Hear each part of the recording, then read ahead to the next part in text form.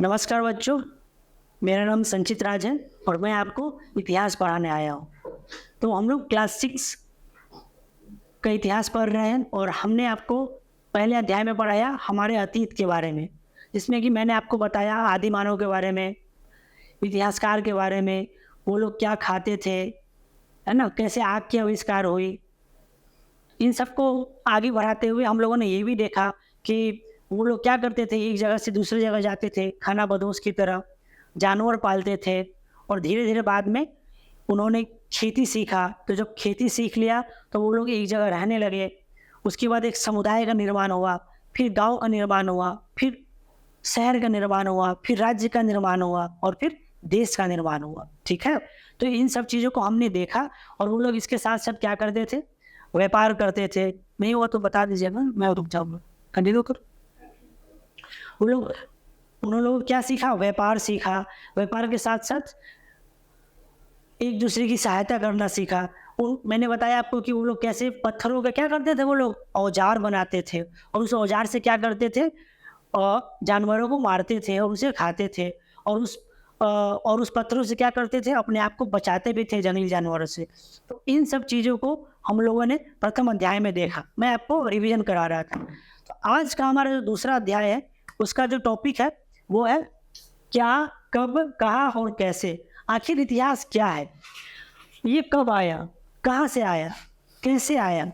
ठीक है? इन सब चीज़ों को हम लोग क्या करेंगे? पढ़ेंगे और इसमें हम लोग देखेंगे कि इतिहास को कितने कालखंड में बाँटा गया है। ठीक है? और इसमें हम लोग देखेंगे कि पांडुलिपि क्या होती है, अभिलेख क्या होते हैं, साक्ष्य क्या होता है। हमने बताया था ना पिछले क्लास में कि साक्ष्य क्या होता है? साक्ष्य मीन्स क्या होता है? सबूत। साक्ष्य मीन्स क्या होता है बच्चों? सबूत होता है। मैंने आपको बताया था कि मान लो कि आप एक बार आपके मम्मी-पापा क्या बोले, चावल, दाल और सब्ज़ी खाने के लिए दे दिए। आप खा लिए जल्दी-जल्दी और क्या किए, प्लेट को बगल में रख दिए। फिर आपके मम्मी-पापा घर में आए, पूछे कि आपने क्या खाया? तो आप बोलोगे मैंने कुछ नहीं खाया, लेकिन आप झूठ बोल रहे हो। तो मम्मी देखेगी प्लेट में क्या रखा हुआ है, चावल, दाल, सब्ज़ी बचा हुआ है। तो उनके लिए क्या हो गया वो? सबूत हो गया, साक्ष्य हो गया, है ना? सिमिलरली कल आप क्या कपड़ा पहने थे, परसों क्या कपड़ा पहने थे, तो ये क्या हो गया? साक्ष्य हो गया, सबूत हो गया। आप इससे पहले क्लास 3 में थे, क्लास 4 में थे, क्लास 5 में थे, ये क्या हो गया? आपका अतीत हो गया, है ना? तो हम साक्ष्य की ज़रूरत हमें क्यों पड़ती है? हमारे अतीत को जानने के लिए, हमारे इतिहास को जानने के लिए। तो इसी सिलसिले को आगे बढ़ाते हुए हम लोग इस अध्याय को पूरा करते हैं। आपको आज बहुत कुछ जानने को मिलेगा अपने भारत देश के बारे में, ठीक है? कि भारत के उत्तर में क्या है, दक्षिण दिशा में क्या है, पूरब दिशा में क्या है, पश्चिम दिशा में क्या है, ये सब आपको जानने को मिलेगा, ठीक है? तो शुरुआत करते हैं। 2 दोस्त रहती है, एक का नाम क्या रहता है? सोनी। एक का नाम क्या है? सोनी और दूसरे का नाम क्या है? पिंकी। तो सोनी क्या करती रहती है? वो टेलीविज़न देख रही होती है। आप लोग अपने घर में देखते हैं, टेलीविज़न पे सिनेमा देखते हैं, ठीक है? मोबाइल पे देखते हैं। तो वो टेलीविज़न देख रही होती है, तो उसमें बताया क्या जाता है बच्चों कि मानव धरती पर हज़ारों साल से रह रहा है। कितने साल से रह रहा है? 1000 साल से रह रहा है। तो सोनी के मन में क्या आता है? सवाल आता है कि 1000 साल से मानव इस धरती पे रह रहे हैं, तो वो कैसे रहते थे? क्या खाते थे? क्या पहनते थे? ये सब मैंने आपको पहले ही बता दिया है, ठीक है? आप याद कीजिए क्या खाते थे, क्या पहनते थे, कहाँ जाते थे, है ना? गुफा में सोते थे, पहाड़ के नीचे, है ना? तो इस चीज़ को हम लोग और आगे देखते हैं कि कैसे-कैसे हम लोग इसको पढ़ेंगे, ठीक है? तो देखते हैं, आगे बढ़ते हैं। तो 1000 साल पहले क्या हुआ था? 1000 साल पहले क्या हुआ, ये कैसे पता लगाएँ? तो मैंने आपको बताया था कि इतिहास के बारे में हमें कौन जानकारी देता है? इतिहासकार जानकारी देता है, ठीक है? जैसे डॉक्टर हमें जानकारी देता है, इंजीनियर क्या घर बनाता है, रोड बनाता है, डॉक्टर हमारी बॉडी चेकअप करता है। सिमिलरली जो इतिहासकार होते हैं, वो हमें इतिहास के बारे में बताते हैं। किसकी मदद से बताते हैं? तो साक्ष्य की मदद से बताते हैं। किसकी मदद से? साक्ष्य मतलब सबूत, वो इकट्ठा करते हैं, ठीक है? आप भी कल को बड़े हो जाओगे, आप लोग तो कोई डॉक्टर बनोगे, कोई इंजीनियर बनोगे, कोई फौजी बनोगे, कोई पायलट बनोगे, ठीक है? और कोई इतिहासकार बनोगे, जो कि साक्ष्य जुटाओगे हमारे सबूत जुटाओगे जिससे कि हमारे इतिहास के बारे में पता चल पाएगा। मान लो आज आप कितने साल के हो, 10 से 12 साल के हो। जब आप 25 से 30 साल के हो जाओगे या 50 साल के हो जाओगे, अपने पापा या दादाजी की उम्र के हो जाओगे, तो आपके जो बच्चे होंगे वो आपसे पूछेंगे कि आप अपने ज़माने में क्या करते थे, आपके समय रोड था कि नहीं था, गाड़ियाँ थी कि नहीं थी, तब आप बताओगे अपने बारे में। तो क्या हो गया, आपका अतीत हो गया, आपका इतिहास हो गया। ठीक है, तो आगे बढ़ते हैं। चलो बच्चों, तो देखो एक इतिहास को 3 कालखंडों में बांटा गया है। इतिहास बहुत विस्तृत चीज़ है, तो उसको हम लोग अपनी सुविधा के अनुसार से 3 कालखंडों में बांट दिए हैं। क्यों? ताकि हमें सुविधा हो उसे पढ़ने में, उसे समझने में, उसे जानने में। ठीक है, तो वो 3 कालखंड कौन सा है? तो पहला है प्राचीन इतिहास। क्या कहते हैं? जो इतिहास है उसको कितने कालखंड में बांटते हैं? 3। पहला क्या है? प्राचीन इतिहास। दूसरा क्या है? मध्यकालीन। आप लोग इसे लिख लेंगे अपने कॉपी में। ठीक है, मध्यकालीन। और तीसरा क्या है? यहाँ मैं लिख देता हूँ, आधुनिक। तीसरा क्या है? आधुनिक इतिहास। आप मेरे साथ साथ अपना नोटबुक निकालकर, अपना कॉपी निकालकर उसमें लिखते भी रहेंगे। ठीक है, साथ साथ, ताकि आपको याद रहेगा। तो ये प्राचीन, मध्यकालीन और आधुनिक, ये 3 इतिहास की क्या है? कालखंड है। देखो, इतिहास पढ़ने के लिए बच्चों बहुत ज़रूरी क्या है? तो मैंने आपको कल बताया था कि स्थलाकृति कैसी है ना, वहाँ का भौगोलिक स्थिति कैसा है, पर्यावरण कैसा है, ये सब हमने पिछली कक्षा में चर्चा की थी इसके बारे में। लेकिन अब महत्वपूर्ण चीज़ आता है क्या? Time period. क्या बोलते हैं? समय। इतिहास को पढ़ने के लिए क्या आवश्यक है? समय। मतलब हम किस समय की बात कर रहे हैं। ठीक है, तो हम लोग इसको देखेंगे कि मान लो कि अभी 2024 चल रहा है, तो पता चलेगा कि अच्छा 2010 में क्या हुआ था, 2012 में क्या हुआ था, आपका जन्म कब हुआ था, तो एक समय हो गया। आज से 5 साल पहले क्या हुआ था, 10 साल पहले क्या हुआ था। सिमिलरली हम लोगों ने क्या किया, इसको भी समय के कालखंड में बांट दिया है ताकि हमें आसानी हो पढ़ने में। ठीक है, आगे देखेंगे क्या होता है। बस आपको ये जानना है कि इतिहास को जानने और समझने के लिए क्या जरूरी है? समय। इससे पहले क्या बताया था? साक्ष्य, मतलब सबूत। साक्ष्य और अब समय दोनों बहुत महत्वपूर्ण है इतिहास को जानने और समझने और सीखने के लिए। ठीक है, तो आगे देखते हैं बच्चों कि हम लोग 1000 साल पहले क्या हुआ था। तो आप अपने घर जाइए और दादा दादी, नाना नानी या मम्मी पापा से बात कीजिए कि जब आप 5 साल के थे, आप 10 साल के थे, तो आपके पास क्या सुविधाएं थी, आपको खाने में ब्रेकफास्ट में क्या मिलता था, दोपहर के खाने में क्या मिलता था, रात में आप लोग क्या खाते थे, कपड़े कौन से पहनते थे, है ना, घूमने के लिए कहाँ जाते थे, कौन सी गाड़ी में जाते थे। ये सब आप अपने मम्मी पापा से पूछिए और जानकारी इकट्ठा कीजिए, वो लोग आपको बताएंगे। ठीक है, दादा दादी के पास जाकर बैठिए, जरा बात कीजिए बच्चों। ठीक है, आप लोग करेंगे, आप लोग अच्छे बच्चे हैं, जरूर करेंगे, मुझे पूरा भरोसा है। ठीक है, आगे बढ़ते हैं।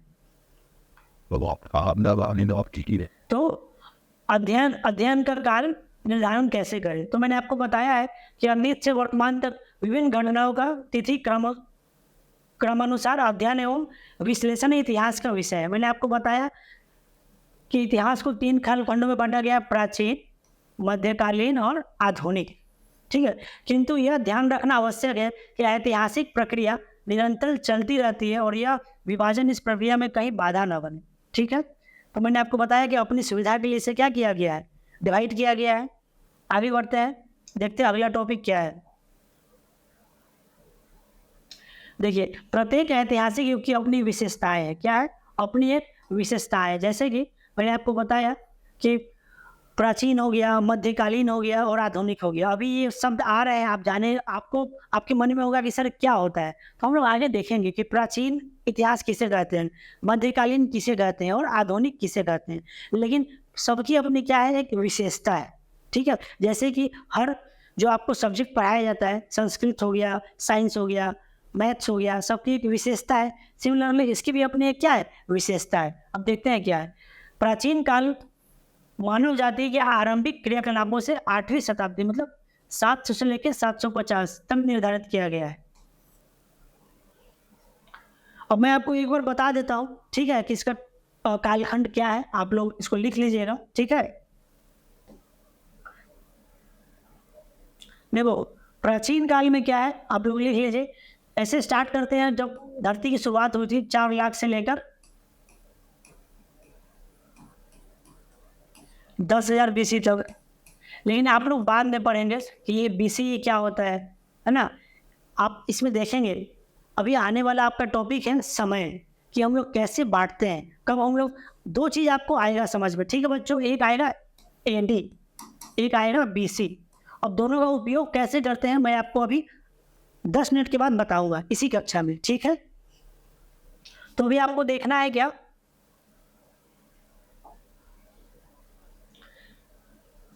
इसके आरंभिक चरण को पूर्व ऐतिहासिक काल भी कहते हैं। मैंने पिछली क्लास में आपको बता दिया कि आधे ऐतिहासिक किसे कहते हैं, प्राग ऐतिहासिक किसे कहते हैं, आधुनिक इतिहास किसे कहते हैं। इस क्लास में आपको बताया कि प्राचीन इतिहास के 3 कालखंड क्या होते हैं, प्राचीन, मध्यकालीन और आधुनिक। यहाँ तक क्लियर है सबको।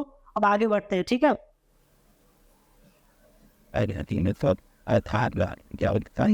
यहाँ आपको लिखा हुआ है क्या कि 8वीं शताब्दी के मध्य 750 ईस्वी तक राज्य धीरे धीरे कमजोर पड़ने लगा। मैंने आपको बताया कि राज्य का निर्माण कैसे हुआ, है ना। उत्पादन, वो लोग व्यापार करने लगे, है ना। और धीरे धीरे क्या हुआ, 11वीं शताब्दी तक नए सैन्य साधन और उत्पादन तकनीक का विकास हुआ। जैसे जैसे समय आगे बढ़ता गया, आदि मानव जो कंदमूल खाते थे वो संगठित होकर रहने लगे और गांव का और शहर का निर्माण होने लगा और वो लोग व्यापार करने लगे। वैसे वैसे क्या हुआ कि लोगों की जो जीवन शैली थी उसमें क्या हुआ, बदलाव आने लगा, उन्नति देखने को मिल गई, ठीक है। उन लोगों का जो जीवन था पहले बहुत कठिन था। पहले वो लोग खाने के लिए कितना लंबा दूरी तय करते थे, तब जाकर कहीं उनको खाने को मिलता था। लेकिन खेती करने के बाद वो लोग क्या हो गई, जगह रह गए, है ना। पशुपालन करने लगे, पशुओं को पालते थे। आप देखते होंगे अपने गांव समाज में किसी के घर में भैंस है, बकरी है, गाय है कि नहीं। सिमिलरली वो लोग ऐसे ही करते थे। तो हम लोग आगे देखते हैं। सिमिलरली अब प्राचीन काल में क्या होता था, मध्यकाल में क्या होता, आधुनिक काल में क्या होता था। आधुनिक काल में इसको आप पढ़िएगा, ठीक है। मैं आपको ये यहाँ पे क्यों पढ़ा रहा हूँ, मैं ऐसे नहीं पढ़ा सकता हूँ, लेकिन आपकी किताब के साथ पढ़ा रहा हूँ ताकि आपको आदत लगे। आप जब बैठे हो तो किताब खोल कर बैठो, ठीक है, और मेरे साथ आगे बढ़ो। और क्लास खत्म होने के बाद आपको इस अध्याय को फिर से पढ़ना है। क्या करना है, फिर से पढ़ना है। और कॉपी लेकर बैठो, जो इंपॉर्टेंट पॉइंट मैं लिख रहा हूँ आप उसको अपने कॉपी में लिखते जाइए साथ साथ, ठीक है। तो देखिए आगे बढ़ते हैं। आधुनिक काल का प्रारंभ 18वीं शताब्दी के उत्तरार्ध से हुआ, ठीक है। 18वीं शताब्दी,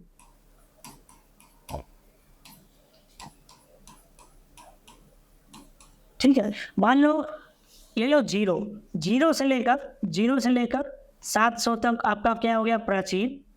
700 से लेकर 1700 तक क्या हो गया, या 1600 तक क्या हो गया, मध्यकालीन। और 1800 के बाद क्या हो गया, अभी जो चल रहा है आधुनिक। ये मोटा मोटी टाइम फ्रेम याद रखो। सब मान लो समय लो 0 और 0 के बाद से शुरुआत करो, ठीक है। आप पूछोगे सर 0 से पहले क्या हुआ था, हम लोग आएंगे उस पर, आपको मैं बताऊंगा, ठीक है।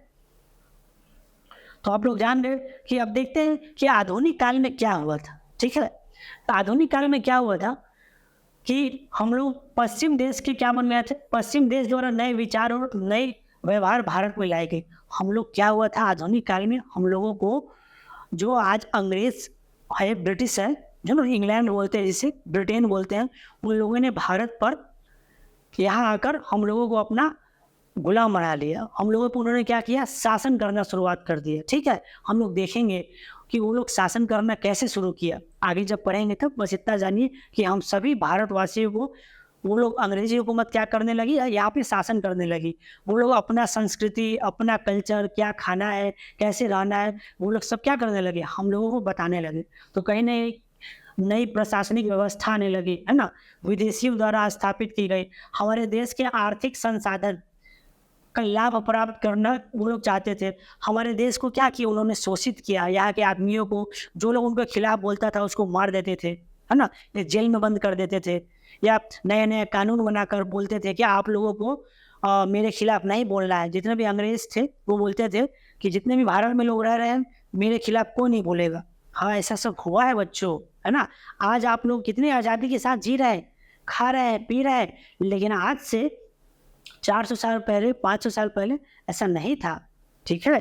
फिर धीरे-धीरे क्या हुआ, हम लोग तो हम हमारे ऊपर अंग्रेज़ी शासन क्या करती थी, शासन करती थी अंग्रेज़ी हुकूमत, लेकिन धीरे-धीरे यहाँ के लोगों ने विद्रोह किया और तब जाकर महात्मा गांधी, भगत सिंह, सुभाष चंद्र बोस जैसे लोगों ने, जवाहरलाल नेहरू जैसे लोगों ने हम लोगों को क्या दिलाई?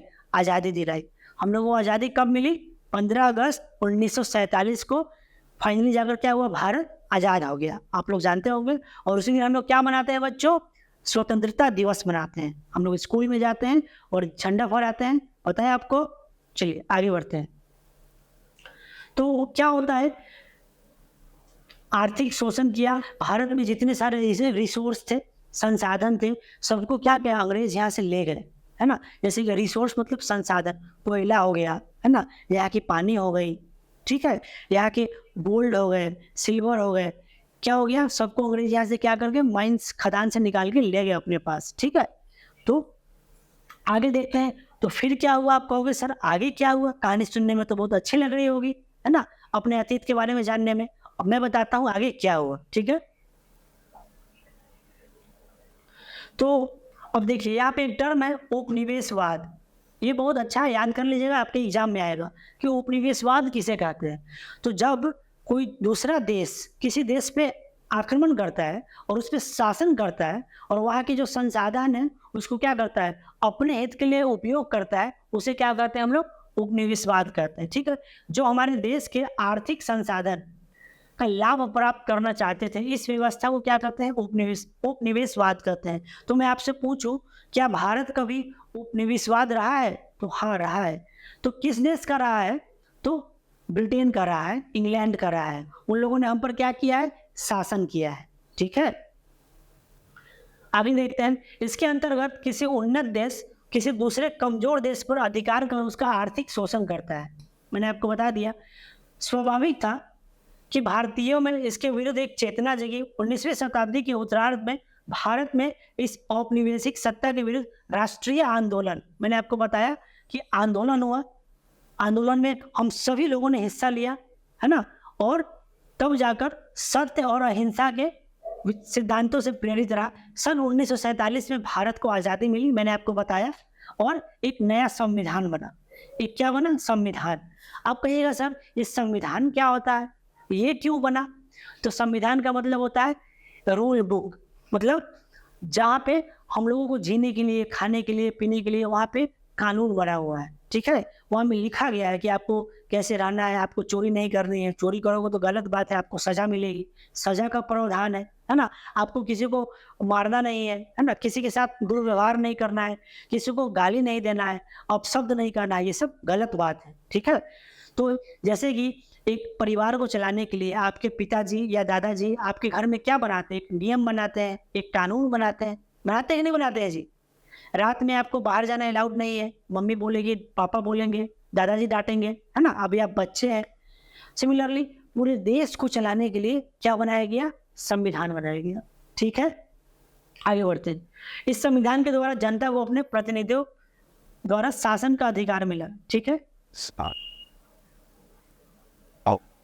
आगे देखते हैं कि आगे क्या क्या हुआ, ठीक है? तो और इसी को हम लोग क्या कहते हैं? संविधान जब बना आधुनिक इतिहास कहते हैं। यहाँ तक था हमारा आधुनिक इतिहास का कहानी। तो हम लोग जान गए कि प्राचीन काल में क्या हुआ, मध्यकालीन में आपको मैंने कम बताया है क्या हुआ, बताऊंगा आगे। और आधुनिक काल मैंने विस्तृत तरीके से बताया कि अंग्रेज कैसे शासन किया हम पे और फाइनली हमें क्या मिली? आज़ादी मिली, ठीक है? आगे बढ़ते हैं।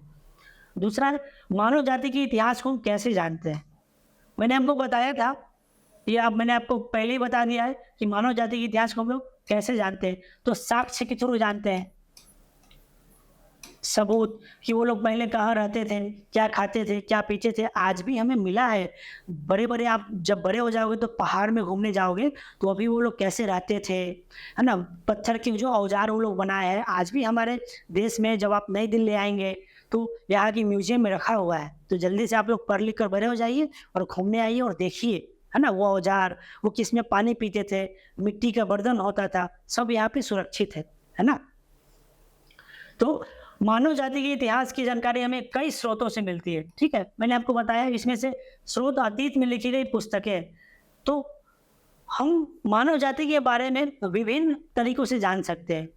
एक पुस्तक से पहले क्या होता था कि जो पढ़े लिखे लोग होते थे वो क्या करते थे, पुस्तकें लिखते थे, ठीक है। और पुस्तक में लिखते थे क्या हो रहा है क्या नहीं हो रहा है। जैसे कि आप भी लिख सकते हो कि आपके गांव में आसपास क्या हो रहा है, सड़क है कि नहीं, रोड है, नाला है, ठीक है, दुकान है, तो आप लिख सकते हैं और लिख कर रख दीजिए। ठीक आज से 100 साल बाद उस किताब को कोई खोल के देखेगा तो वो लोग जान पाएगा कि आप कैसे रहते थे, क्या खाते थे, खेल में जाते थे, स्कूल जाते थे, आपका स्कूल कैसा था, है ना, स्कूल में फील्ड था कि नहीं, है ना। तो ये सब सारी चीज़ें उस समय भी होती थी, किसके द्वारा, पुस्तकों के द्वारा। तो एक तो हम अपने अतीत के बारे में कैसे जान सकते हैं, पुस्तकों के माध्यम से जान सकते हैं। दूसरा मैंने आपको बताया था पिछले क्लास में, सिक्कों से जान सकते हैं, कॉइन्स, ठीक है। तीसरा आपको पत्थर के जो औजार मिले हैं उससे जान सकते हैं, है ना। आगे बढ़ते हैं। इनमें राजा एवं आम लोगों के जीवन, धार्मिक विचार और मान्यताएं, औषधि, विज्ञान, सभी प्रकार के बारे में हमें क्या मिलता था, जानकारी होती थी। चाहे वो राजा के बारे में, जो हम कहानी जानते हैं सम्राट अशोक के बारे में, मैंने आपको बताया था कि राजा अशोक कौन है, उसे महान क्यों कहते हैं, पिछले अध्याय में बताया था, आपको याद है बच्चों, है ना। उनकी कहानी के बारे में हम लोगों को मिलता है, कैसे मिलता है जानकारी, तो हमें मिलता है पुस्तकों के माध्यम से। ये बहुत जरूरी इसलिए कहा जाता है आप लोग भी पढ़िए और आप खूब अच्छा कीजिए। तो अब आगे देखते हैं। ये पुस्तकें हाथ से लिखी होने के कारण इसे पांडुलिपि कही जाती है। तो आपके एग्जाम में सवाल आएगा कि पांडुलिपि किसे कहते हैं, ठीक है। तो जितने भी पुस्तकें हैं जो पहले लिखी जाती थी वो पांडुलिपि पर लिखी जाती थी, ठीक है। ये पांडुलिपियाँ प्रायः तार पत्रों और भोजपत्रों पर लिखी जाती थी। आज आपके पास क्या लिखने के लिए, ये क्या है, ये कागज का टुकड़ा देख रहे हैं, हम लोग इस पर लिखते हैं। लेकिन आज से ठीक 1000 साल पहले उनके पास कागज तो था नहीं, आज कलम है, उनके पास कलम तो था नहीं। तो आप कहिएगा सर कैसे लिखते थे वो लोग, तो वो लोग तार जो देखते, तार के पेड़ को काट के उसके पत्तों को सुखा कर फिर उस पर लिखते थे, है ना। तो यहाँ पे क्या लिखा हुआ है, तारपत्र और भोजपत्र पे लिखते थे, फिर उसको अच्छे से रखते थे। तो आप कहिएगा सर इतने दिन तक वो रह गया, तो हाँ, बहुत सारा चीज़ क्या हो गया, नष्ट हो गया, और बहुत सारी चीज़ें बची हुई है जो हमें मिली, और उसको पढ़ के हम लोग जान पाए कि हमारे जो आदि मानव थे, पहले के लोग थे, हमारे जो पूर्वज थे वो कैसे रहते थे, है ना। बहुत सी पांडुलिपियाँ नष्ट हो चुकी है और हम इसे पुस्तकालय और संग्रहालयों में सुरक्षित हैं। अब जैसे कि पटना, आप लोग जानते होंगे पटना क्या है, पटना बिहार की राजधानी है, और भारत की राजधानी क्या है बच्चों, नई दिल्ली, ठीक है। तो पटना में एक लाइब्रेरी है। लाइब्रेरी का मतलब क्या होता है बच्चों, जहाँ पे बहुत सारी किताबें, एक ऐसा बिल्डिंग, एक ऐसा कमरा जहाँ पे ढेर सारी पुस्तकें हो, और आप जाइए और कोई सा एक पुस्तक निकाल लीजिए अपनी पसंद का और उसे पढ़िए, वह आपको कोई डिस्टर्ब नहीं करेगा, बहुत ही शांति वाला माहौल रहेगा, है ना। तो अब जब बड़े हो जाइएगा तो आपको भी क्या मिलेगी, लाइब्रेरी मिलेगी। तो पटना में क्या है, खुदाबख्श लाइब्रेरी है, ठीक है। और पालीगंज में भी, पालीगंज स्थित भारतपुरा के गोपाल नारायण सिंह सार्वजनिक पुस्तकालय में आज भी ऐसी पांडुलिपियाँ सुरक्षित रखी गई है। पटना में ये जो पांडुलिपि है सुरक्षित रखी गई है। आप कभी पटना जाइए और खुदाबख्श लाइब्रेरी में जाइए तो आपको क्या मिलेगी, पांडुलिपि देखने को मिलेगी। प्राचीन काल में जो लिख के रखा हुआ है लोग, वो सुरक्षित रखा हुआ है, तो आप देख सकते हैं, है ना, कितना इंटरेस्टिंग। आप लोग जाइएगा जरूर और देखिएगा जरूर, ठीक है। चलिए आगे बढ़ते हैं।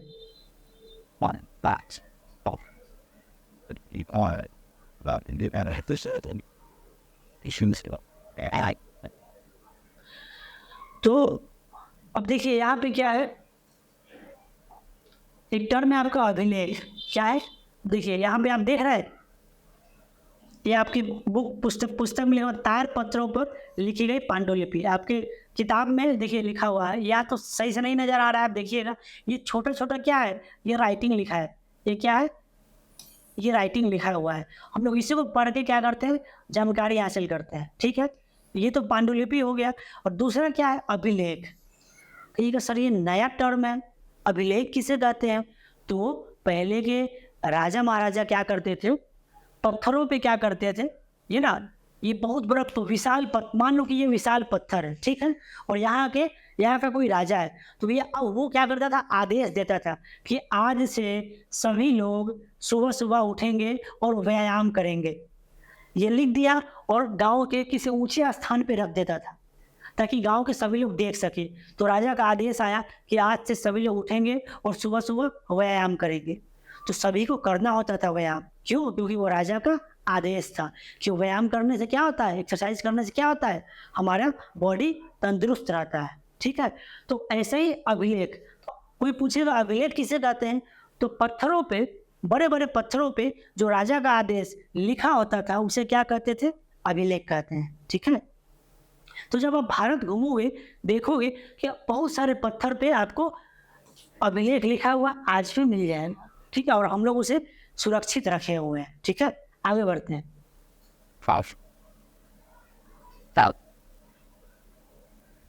तो हम अतीत की जानकारी अभिलेखों से भी प्राप्त कर सकते हैं।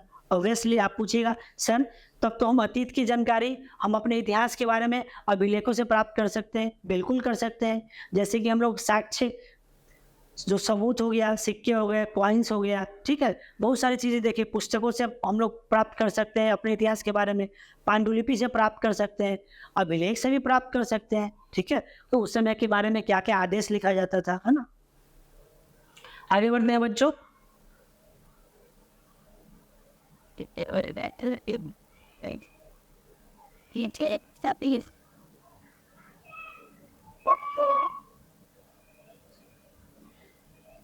ये देखिए आगे आपको मिलेगा सिक्कों के बारे में, ठीक है।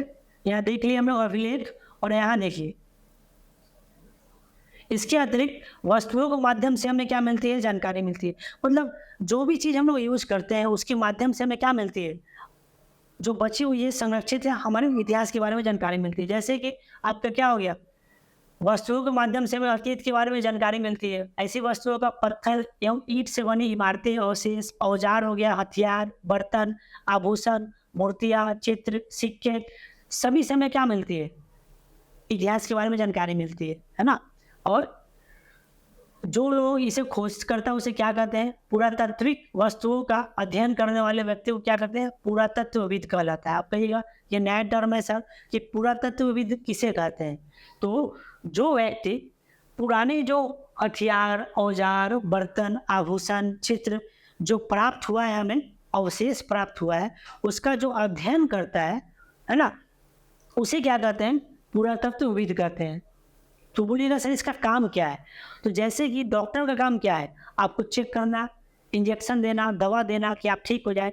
सिमिलरली पुरातत्वविद क्या करते हैं, वो लोग हर जगह जाते हैं और धरती के नीचे क्या है वो लोग खोज करते हैं, फिर उसे खुदाई करके क्या करते हैं, निकालते हैं, है ना, उस अवशेष को। मान लो धरती के नीचे कहीं खुदाई कर रहे हैं, ठीक है, और कहीं से क्या मिल गया, सिक्का मिल गया, एक बहुत बड़ा थैली में सिक्का रखा हुआ मिल गया, तो वो सिक्का निकालते हैं हम लोग, देखते हैं कि वो सिक्का क्या है, और उस सिक्का को कहाँ ले जाते हैं, तो इस पुरातत्वविद के पास ले जाते हैं। वो देखता है और वो हमें जानकारी देता है कि ये सिक्का कौन से कालखंड का है, वो प्राचीन कालखंड का है कि मध्यकालीन कालखंड का है कि आधुनिक कालखंड का है, ठीक है।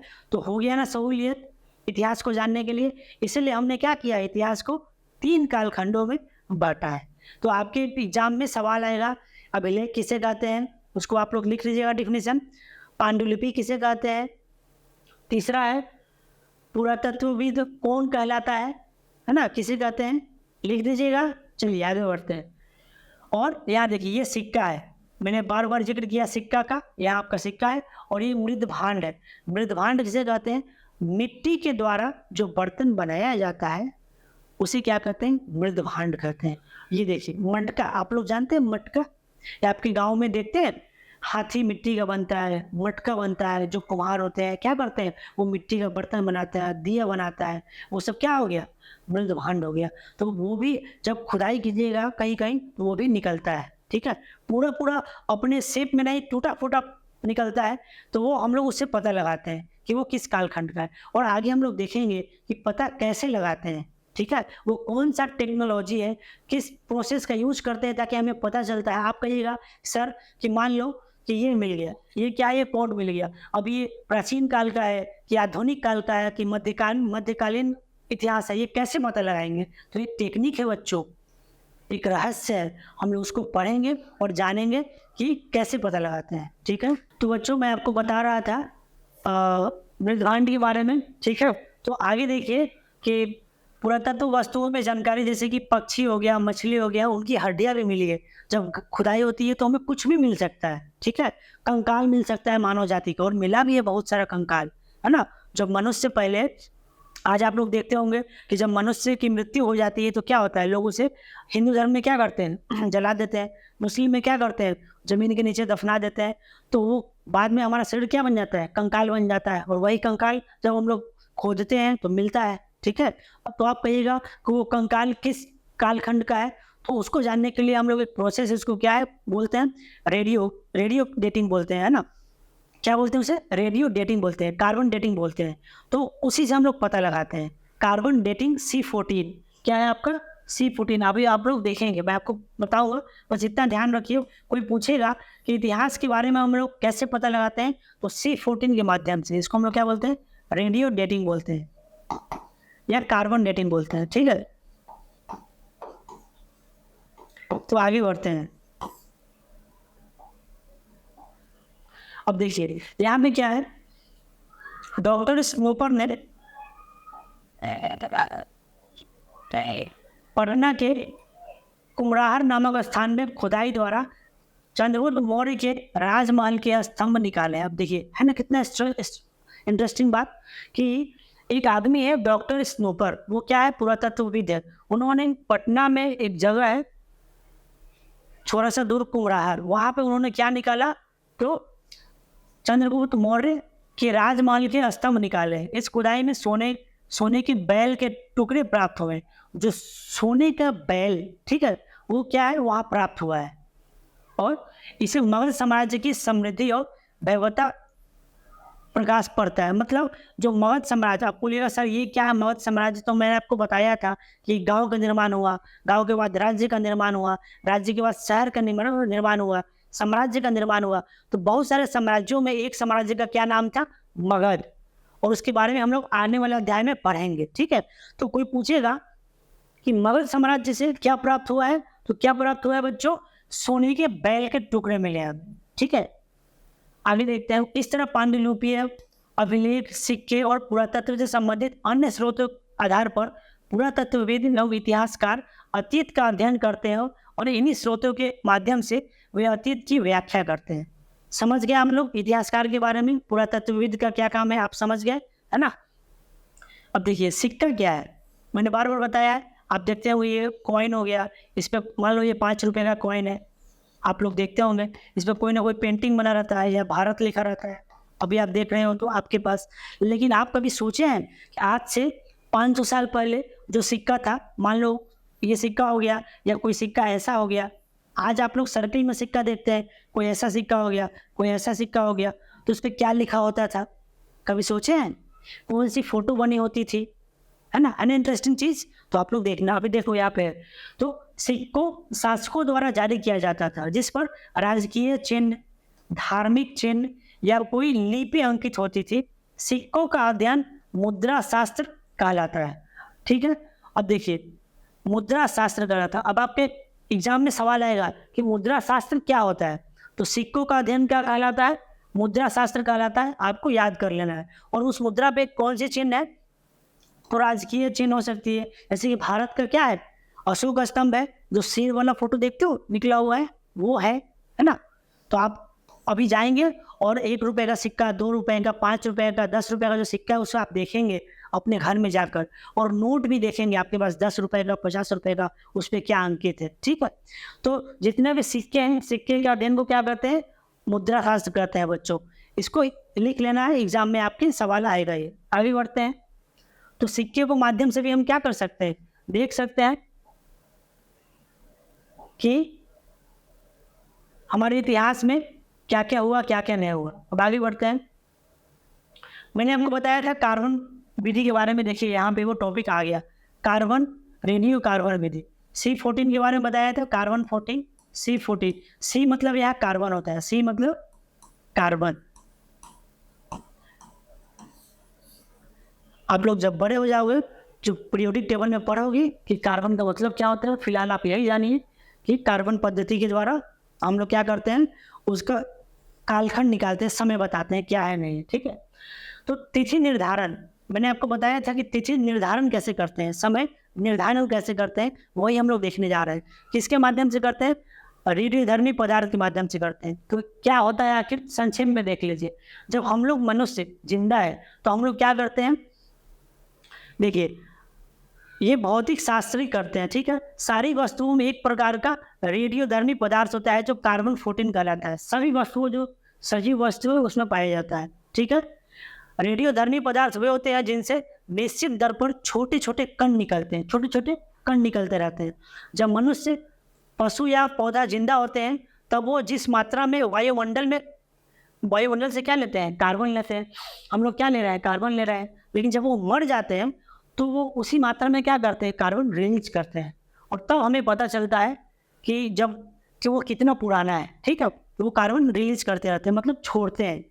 जब कोई मर जाता है तो वो वायुमंडल से कोई कार्बन 14 नहीं लेता, यद्यपि वो इसे एक निश्चित दर पर खोता रहता है, ठीक है। मतलब अभी हम ले रहे हैं, जब मर जाएंगे तो ना सांस ले पाएंगे ना कुछ ले पाएंगे, तो बॉडी क्या करता है, छोड़ता रहता है। तो मान लो कोई कंकाल मिल गया तो वो भी क्या है, छोड़ ही रहा है ना। कार्बन 14 क्या कर रहा है, छोड़ रहा है। तो उसे इतिहासकार उठाता है उस कंकाल को और फिर अपना भौतिकी शास्त्र के द्वारा वो लोग केमिकल वगैरह मिला के फिर निकालता है कि उसका कालखंड क्या है, ठीक है। भौतिकी शास्त्र इसी निहित कार्बन 14 की मात्रा का पता लगाकर और उसके आयु के बारे में हम बताते हैं, ठीक है। तो आप भी पूछेगा कि इतिहास में आयु के बारे में हम लोग कैसे जानते हैं बच्चों, तो कार्बन 14 विधि के माध्यम से हम लोग जानते हैं, ठीक है। आगे बढ़ते हैं। अब मैंने आपको बताया था कि तिथि का निर्माण कैसे होता है, ठीक है। अभी मैंने लिखा था यहाँ पे, देखिए यहाँ पे आ गया ना, ये फोटो आ गया। मैंने आपको बताया था 0, मैंने आपको क्या बताया था कि मान लो ये बॉक्स हो गया, यहाँ पे 0 हो गया, यहाँ 1 2 3, यहाँ पे -1 -2, ठीक है। तो यहाँ पे यही है, यहाँ 0 है, 0 के बाद क्या है, 100 500 1000 500 साल, ये साल लिखा हुआ है, ठीक है। अब देखिए तिथियों का मतलब क्या होता है। प्राचीन काल में हमारे देश में तिथियों की गणना विक्रम संवत या शक संवत के आधार पर होती थी। प्राचीन काल में, कब, किस कालखंड की बात कर रहा है, प्राचीन। मैंने बताया था कि 3 कालखंड है, एक प्राचीन है, दूसरा मध्यकालीन है और तीसरा आधुनिक है। तो ये किसकी बात कर रहा है, प्राचीन पहले की बात कर रहा है। लेकिन पूरे विश्व में एक मानक के रूप में तिथियों की गणना मुख्यतः ईसाई धर्म प्रवर्तक ईसा मसीह, आप जानते होंगे ईसा मसीह, जो ईसाई धर्म है, क्रिश्चियन उसको इंग्लिश में बोलते हैं, क्रिश्चियन धर्म में ईसाई, उसके जनक रहे हैं ईसा मसीह। उन्हीं का जो जन्म हुआ था उनके आधार पे समय का, तिथि का निर्धारण होता है, ठीक है। उनके जन्म के पूर्व सभी तिथियों के आगे BC, बिफोर क्राइस्ट, और हिंदी में ईसा पूर्व कहते हैं। मान लो उनका जन्म हुआ है 0 ईस्वी में, तो 0 से आगे, है ना। इसी प्रकार ईस्वी की शुरुआत उनके जन्म के वर्ष से है। जैसे यदि 2009 है ना, सिंपल सा बात है, 2009 लिखा हुआ है तो उसके आगे क्या लगाएंगे, AD, है ना। और मान लो कि ये लिखा हुआ है 2020 AD। कोई पूछेगा कि ये जो डेट है ये ईसा मसीह के जन्म के पहले का है कि बाद का है, तो आप क्या बताओगे, बाद का है। कैसे पता चला, यहाँ क्या लिखा हुआ है, AD लिखा हुआ है। क्या लिखा हुआ है, AD। अगर इसी की जगह मान लो 500 BC लिखा हुआ है, अगर BC लिखा हुआ है तो आपको BC देखकर समझ जाना है कि ये जो कालखंड है वो ईसा मसीह के जन्म के पहले का है। तो जहाँ BC लिखा हुआ है, मान लो यहाँ 1000 BC, मतलब ये ईसा मसीह के जन्म के पहले का डेट है। और ये 2000 AD, मतलब ये ईसा मसीह के जन्म का बाद का डेट है। इतना आपको समझना है, ठीक है। अब आगे बढ़ते हैं।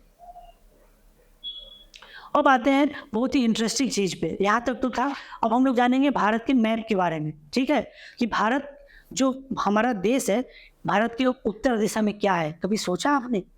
आपके गांव के उत्तर में क्या है, आपके गांव के दक्षिण में क्या है, आपके गांव के पूरब में क्या है, पश्चिम में क्या है, कभी सोचा आपने? नहीं ना। तो हम लोग देखेंगे भारत के नक्शा के बारे में। आप लोग कितने लोग हैं जो भारत का मैप जानते नहीं? तो अभी मैं आपको बताऊंगा कि भारत का मैप क्या है, नक्शा कैसा दिखता है, ठीक है। पहले यहाँ देख लीजिए। तो प्राचीन काल से लेकर अब तक के भारत के इतिहास को समझने के लिए सर्वप्रथम भौगोलिक रूपरेखा भी जरूरी है। मैंने आपको बताया था कि भौगोलिक रूपरेखा जरूरी है। तो भौगोलिक दृष्टिकोण से भारत को मुख्यतः 4 भागों में बांटा जा सकता है। और वो 4 भाग कौन सा है? तो देखिए, उत्तर के पर्वतीय प्रदेश, तराई के जंगल प्रारंभ होकर हिमालय के शिखर तक फैले हुए हैं। इसमें कश्मीर, कांगड़ा, कुमायूं और सिक्किम के प्रदेश सम्मिलित हैं। तो उत्तर में क्या हो गया? सिक्किम। मोटा मोटी देखा जाए तो ये आपका क्या हो गया? ये भारत हो गया, है ना। ये तो ये नॉर्थ की बात कर रहे हैं। हमारा क्या है? कश्मीर है। मैं आपको भी बताऊंगा आगे। उत्तर का मैदान जो अपनी अभी ये क्या हो गया भारत में, मान लो ये ऊपर की तरफ नॉर्थ हो गया, उत्तर हो गया, नीचे की तरफ साउथ हो गया, दक्षिण हो गया, क्या हो गया? दक्षिण दिशा हो गया। और इधर क्या हो गया? पूर्व दिशा हो गया, है ना। ऐसे खड़े हो जाइए। ऊपर क्या हो गया? उत्तर, नीचे दक्षिण, दाहिने हाथ की तरफ पूर्व और बाएं हाथ की तरफ क्या हो गया बच्चों? पश्चिम। क्या हो गया? पश्चिम। तो देखिए, उत्तर का मैदान जो अपनी उपजाऊ भूमि और अधिक पैदावार के लिए प्रसिद्ध है। इसमें सिंधु, गंगा, यमुना सहायक नदियां सिंचाई का काम होता है। यह देश का सर्वाधिक उपजाऊ। तो देखिए, मैं आपको बताता हूँ कि देश का सर्वाधिक उपजाऊ जमीन कौन सा। मैं फिर से बनाता हूँ भारत का मैप। अभी ये आधा है, मैं आपको पूरा बनाऊंगा। ये आपका नॉर्थ का हो गया, यहाँ पे क्या है? पहाड़ है। यहाँ पे क्या है? कश्मीर है, पहाड़। और ये जो बीच का मैदान हो गया, यहाँ पे क्या है? यहाँ पे आपका बिहार है, यूपी है, उत्तर प्रदेश है, या बीच में मध्य प्रदेश है। तो ये क्या है? समतल मैदान है, जहाँ पे खेती बहुत अच्छी होती है, पैदावार बहुत अच्छा होता है, क्योंकि यहाँ की भूमि क्या है? उपजाऊ भूमि है, ठीक है। दक्षिण के पठार के अंतर्गत उत्तर में नर्मदा और ताप्ती नदी बहती है। अब नीचे क्या हो गया? ये नीचे दक्षिण दिशा आपको बताया था, दक्षिण की बात कर रहा है। तो यहाँ पे क्या? यहाँ भी पठार है, पहाड़ है, ठीक है। और नर्मदा नदी बहती है। ताप्ती आपको याद रखना है नदी, कौन सी नदी? नर्मदा और ताप्ती। और मैं यहाँ पे जो नर्मदा और ताप्ती है वो बस नदी है, बह रही है। और कहाँ बह रही है, कैसे बह रही है, कहाँ से निकलती है, हम लोग आगे देखेंगे, ठीक है। इस भाग में विंध्य तथा सतपुड़ा की पहाड़ियाँ है। तो आपसे पूछे पहाड़ कौन सा है? पहाड़ क्या हो गया? नदी क्या हो गया? 2, नर्मदा और ताप्ती। पहाड़ क्या हो गया? विंध्य और सतपुड़ा, जो उत्तर भारत के दक्षिण भारत से पृथक करती है, ठीक है। यहाँ पे आपका कहीं ना कहीं क्या है? विंध्य की पहाड़ है। और यहाँ पे आपका क्या है? सतपुड़ा की पहाड़ियाँ है, ठीक है। और इन दोनों के बीच में क्या बहती है? नर्मदा बहती है। और यहाँ क्या बहती है? ताप्ती। यहाँ पे क्या है? नर्मदा। और यहाँ पे क्या बहती है? नीचे ताप्ती। मतलब ये हो गया आपका विंध्य हो गया, ये पहाड़ है, श्रृंखला ऐसे जाती है। मैं आपको मोटा मोटी बता रहा हूँ। और ये आपकी क्या हो गया? ये आपका क्या हो गया? सतपुड़ा की पहाड़ियाँ है। और इसी के नीचे साउथ में, तो कोई पूछेगा कि विंध्य के दक्षिण दिशा में नर्मदा बहती है और सतपुड़ा के दक्षिण दिशा में ताप्ती बहती है। इतना तो पता है, मतलब जान गए आप लोग। आगे मैं आपको बताऊंगा और विस्तृत तरीके से।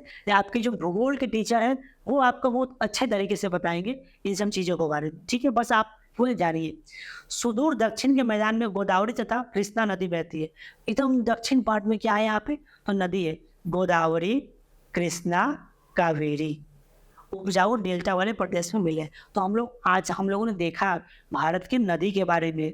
भारत में कौन कौन सी नदी बहती है? तो एक गंगा हो गई, एक ब्रह्मपुत्र हो गई, और यहाँ क्या हो गई? नर्मदा नदी हो गई, ताप्ती नदी हो गई, गोदावरी हो गई, कृष्णा हो गई, कावेरी हो गई। कोई आपसे पूछेगा कि भारत की 5 नदियों का नाम बताओ, तो आप बता दोगे जल्दी से, ठीक है। यहाँ लिखा हुआ है। कोई पूछेगा आपसे कि भारत का 2 पहाड़ियों का नाम बताओ, तो क्या लिखा हुआ है? सतपुड़ा की पहाड़ी और विंध्या की पहाड़ी। आप बता देना, ठीक है। ठीक है बच्चों, आगे बढ़ते हैं, ठीक है। आगे है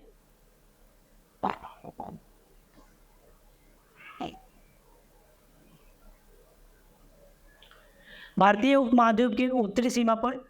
अब मैंने जो आपको बताया है उसी का यहाँ पे विस्तृत चीज लिखा हुआ है कि भारतीय उपमहाद्वीप के उत्तरी सीमा पर पर्वत श्रृंखला, है ना। फिर से मैं आपको मैप बनाता हूँ, ठीक है। ये हो गया। तो उपमहाद्वीप के, अब देखते हैं, ये तो भारत का हो गया। कौन कौन सा देश है भारत के नॉर्थ में, साउथ में, ईस्ट में, वेस्ट में? लेकिन इन पर्वतों में अनेक दर्रे हैं, जैसे कि खैबर, बोलन और गोमल दर्रा। तो आपसे कोई पूछेगा दर्रा कितने हैं तो 3 बता दीजिएगा। और कहाँ पर जाता है? पश्चिम तथा मध्य एशिया से अलग करती है। भारतीय उपमहाद्वीप के उत्तर सीमा पर स्थित पर्वत श्रृंखला भारतीय उपमहाद्वीप को पश्चिमी तथा मध्य एशिया से अलग करता है। अब ये क्या है? पश्चिम और मध्य एशिया, ठीक है। तो मैं आपको बताऊंगा। इन दर्रों के माध्यम से भारत का संपर्क अफगानिस्तान तथा ईरान से बना रहता है। अफगानिस्तान का एक अलग देश है, ईरान का एक अलग देश है, ठीक है, जो कि भारत के पश्चिम में पाया जाता है कहीं ना कहीं। और ये भारत हो गया तो यहाँ पे कहीं ना कहीं अफगानिस्तान है सटा हुआ और इधर ईरान है, ठीक है। और यहाँ के भी लोग, कहिएगा सर तो वो देश है तो वहाँ भी लोग रहते हैं, बिल्कुल रहते हैं। और वहाँ के लोग इन्हीं दर्रों के माध्यम से भारत में आते हैं, और भारत के लोग इन्हीं दर्रों के माध्यम से कहाँ जाते हैं? इस देश में आते हैं। दर्रे, अब दर्रा क्या होता है? तो मान लो कि ये पहाड़ हो गया, ये क्या हो गया? बड़ा बड़ा पहाड़ हो गया, ठीक है। तो ये पहाड़ के दो बीच में ये जो लाइन देख रहे हो ना, ये इसे वो क्या कहते हैं? दर्रा कहते हैं। क्या कहते हैं? दो पहाड़ के बीच में जो रास्ता बना रहता है, थोड़ा बहुत ही खतरनाक होता है, उसे क्या कहते हैं? दर्रा कहते हैं। दर्रा पहाड़ियों के बीच सकरी रास्ते होते हैं। भारतीय उपमहाद्वीप के उत्तर पश्चिम क्षेत्र में मेहरगढ़, ये ध्यान रखना है, जैसे स्थान है मेहरगढ़, एक स्थान है, ठीक है, जो कि हड़प्पा सभ्यता पढ़िएगा तो आपको इसका जिक्र मिलेगा। और ये कहाँ पे है मेहरगढ़? तो पाकिस्तान में है। कहाँ पे है? पाकिस्तान में। पहले तो भारत और पाकिस्तान क्या था? एक ही था, है ना। लेकिन 1947 में क्या हुआ? विभाजन हुआ। अब विभाजन हुआ, बंटवारा हुआ, तो पाकिस्तान एक अलग देश बन गया, भारत एक अलग देश बन गया। जब आप आधुनिक इतिहास पढ़ोगे तो जानोगे कि भारत और पाकिस्तान अलग क्यों हुआ, ठीक है। 6000 वर्ष। तो मेहरगढ़ से क्या प्राप्त हुआ है? वहाँ से प्राप्त हुआ है, लोग गेहूँ और जौ जैसे फसल उगाते थे। सोचो, आज जो आप लोग गेहूँ खाते हो, जौ खाते हो, 6000 साल पहले उसका जो साक्ष्य मिला है, सबूत मिला है, कहाँ से मिला है? तो मेहरगढ़ से मिला है, ठीक है। भेड़, बकरी तथा गाय, बैल जैसे पशुओं को पालतू बनाना, वहाँ से हमें साक्ष्य प्राप्त हुआ है। मैंने बताया था आपको कि पशुपालन होता था। उत्तर पश्चिम क्षेत्र में ही सिंधु तथा इसकी सहायक नदियाँ बहती है। एक और नदी मिल गया, क्या? सिंधु नदी। ये बहुत इंपॉर्टेंट है, बहुत महत्वपूर्ण है, सिंधु नदी। आगे हम लोग देखेंगे। सिंधु इधर से ऐसे बहती है, ठीक है।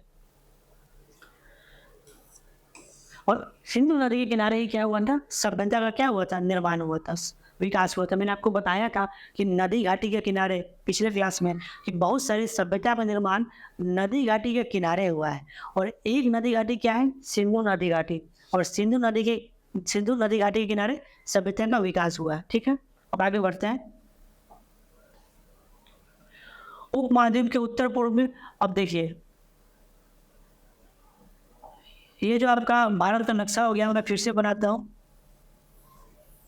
तो ये तो हम लोग नॉर्थ का पार्ट देख लिए, इधर हम लोग पश्चिम का पार्ट देख लिया। अब इधर पूरब जो है, यहाँ भी आपका क्या है? नॉर्थ ईस्ट है। इधर भी आपके बहुत सारे राज्य हैं। तो इसमें क्या है? राज्य में यहाँ मैप से नहीं दिख रहा, मैं आपको भी बताऊंगा, ठीक है। बस आपको अभी टर्न ही बता देता हूँ कि इसके उत्तर पूर्व में गारो, खासी और जयंतिया और मिसमी और नागा, ये पहाड़ियाँ है। ये क्या है?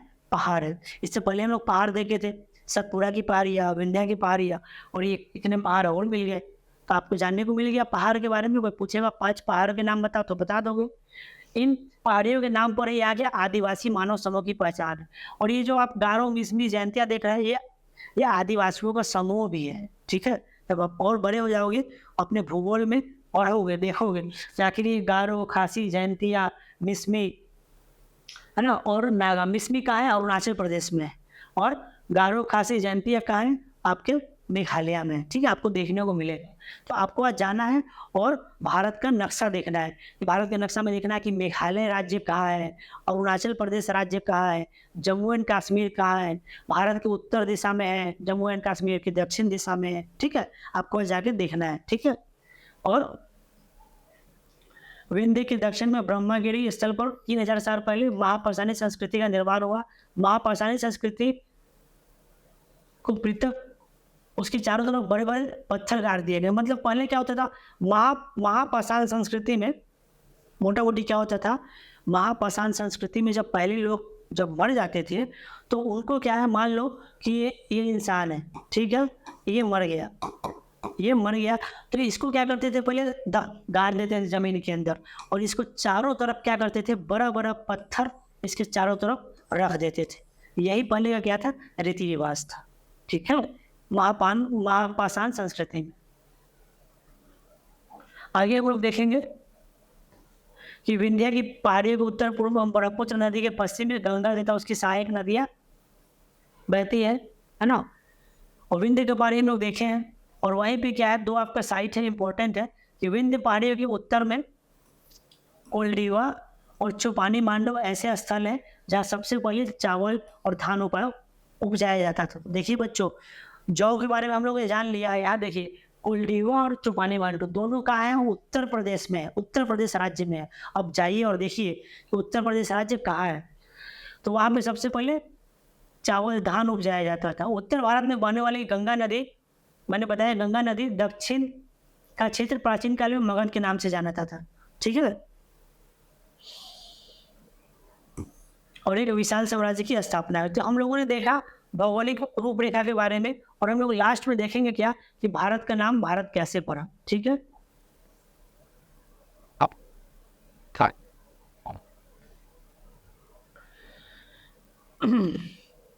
तो भारत देश का नाम भारत कैसे पड़ा, ये हमारा अंतिम टॉपिक है, इसको हम लोग देखते हैं और इसके बाद क्लास खत्म हो जाएगी बच्चों, ठीक है। यही एक पैराग्राफ बचा है। तो देखो क्या हुआ कि जो हम लोग आज भारत कहते हैं, क्या कहते हैं, भारत, हम अपने देश के लिए प्राय इंडिया तथा भारत जैसे नामों का प्रयोग करते हैं।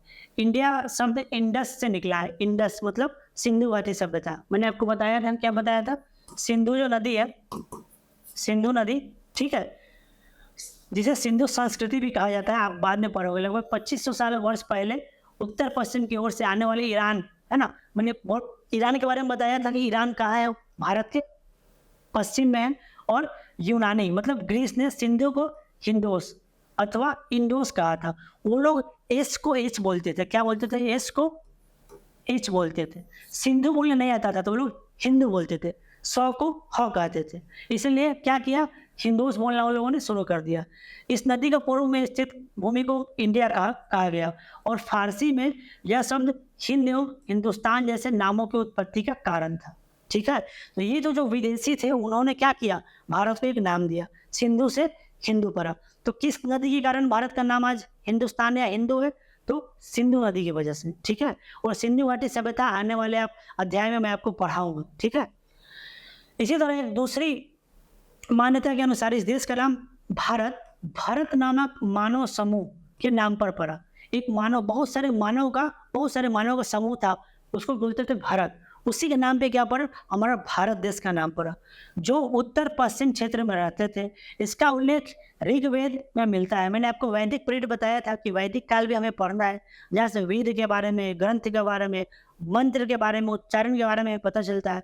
तो उसी ऋग्वेद में से हमें क्या मिलता है, उल्लेख मिलता है कि भारत का नाम आखिर भारत कैसे पड़ा, ठीक है। तो अतः प्राप्त स्रोतों एवं साक्ष्यों के आधार पर आप प्राचीन भारत के इतिहास को आगे के अध्याय में पढ़ेंगे। प्राचीन काल में भारत मानव जीवन कैसा था, प्रारंभिक समाज कैसा था, इसका क्रमिक विकास कैसे हुआ, यह सब अगले अध्याय में मैं आपको पढ़ाऊंगा, ठीक है। तो ये रही आज का क्लास, और मैं आपको मैप के थ्रू एक बार देख लीजिए कि भारत का आखिर नक्शा दिखता कैसे। ये आपका भारत है, ठीक है। यहाँ देखिए, यहाँ लद्दाख हो गया आपका,